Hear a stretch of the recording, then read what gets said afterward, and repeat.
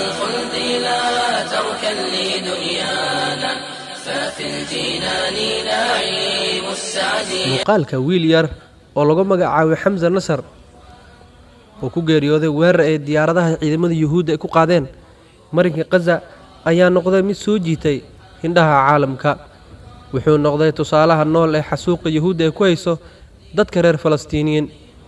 muuqaalka saameynta badan yeeshay ee taabtay qalbiyo badan ayaa ah muuqaal oo la isbarbar dhigay isagoo nool iyo isagoo meyd ah oo aad moodo inuu dhoola cadeynayo ayna ka muuqato sidii uu ahaa wiil yar oo aan waxba galabsan ee naftiisa ay galaafatay Yuhuudda dhulkiisa xooga ku haysata. sawirka Xamza wuxuu noqday astaan u taagan xasuuqa dhiiga badan ee ku daatay ciidamada gumaysiga Israa'iil ay ku qaadeen magaalada Gaza kaasoo socda maalintii afraad oo xiriir ah. wuxuu sababay dhimashada in ka badan 100 Falastiiniyiin ah oo ay ku jiraan 17 caruur ah marka lagu daro ilaa iyo 500 oo dhaawac ah. Xamza wuxuu ahaa 12 sano jir wuxuu saacado badan ku jiray qaboojiyaha isbitaalka Shifa ee magaalada Gaza ka hor intii uusan aabihiisa aqoonsan kaasoo aaday isbitaalka isagoo raadinaya kadib markii uu muddo dheer uu ku soo laaban waayay gurigiisa. Xamza wuu soonaa wuxuuna ka soo baxay gurigiisa oo ku yaala xaafadda Shajaaya ee bariga magaalada Gaza si uu xoogaha qudaar ah ugu iibsado qoyskiisa. suuqa xaafadda oo qiyaastii guriga u jira 1 kiiloomitir markii diyaarad dagaal oo Yuhuud ay leedahay ay duulaan ku qaaday agagaarka qabuuraha Abulqaas halkaas oo jirkiisa ay ku tuurtay meel dhowr mitir u jira oo uu socday.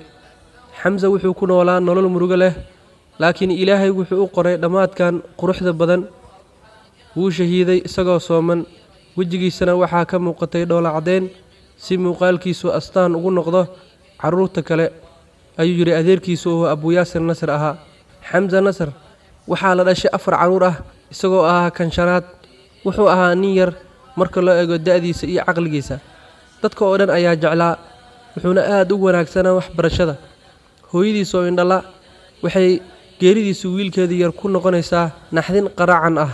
wuxuu ka dhashay qoys qayb ka ah difaaca reer Falastiin waxaana hore u geeriyooday qaar ka mid ah adeeradiisa iyo abtiyaashiisa oo dagaalka imigan halganka ee ka socda dhulka reer Falastiin ay ku geeriyoodeen. Xamza wax badan ma noolaan laakiin wuxuu xusuustooda ku jiri doonaa dad badan oo ehelkiisa ugu horeeyaan iyo dadka muslimiinta.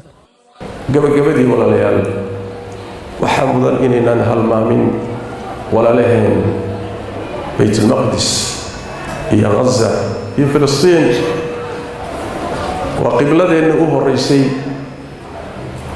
intaan Kacbada la inoo soo jeedinin 16 bilood ayuu Nabi Maxamed Baytul Maqdis salaada ula jeedsanayay.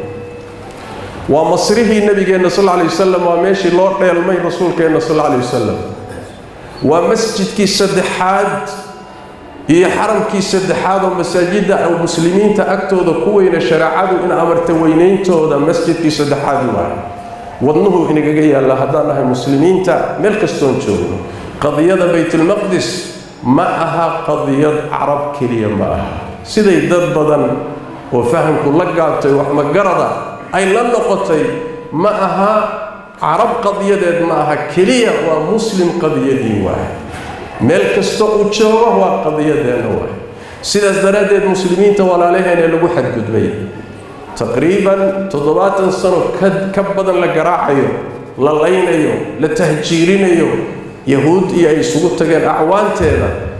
walaalaheen waxa ugu yaray inaga mudan yihiin wax weeye inaynu u ducayno oo Ilaahay u barino inuu Ilaahay u nusreeyo Ilaahay inuu guul siiyo cadawgooda inuu Ilaahay jabiyo gaaladan isu kaashatay Ilaahay tabaaraka wa tacaala inuu burburiyo iyagana Ilaahay nasriga inuu Ilaahay u soo dadajiyo inta ugu yar ee xaq inuu leeyihiin waa wax badan oo kale inuu leeyahay laakiin waa waxa ugu yar waa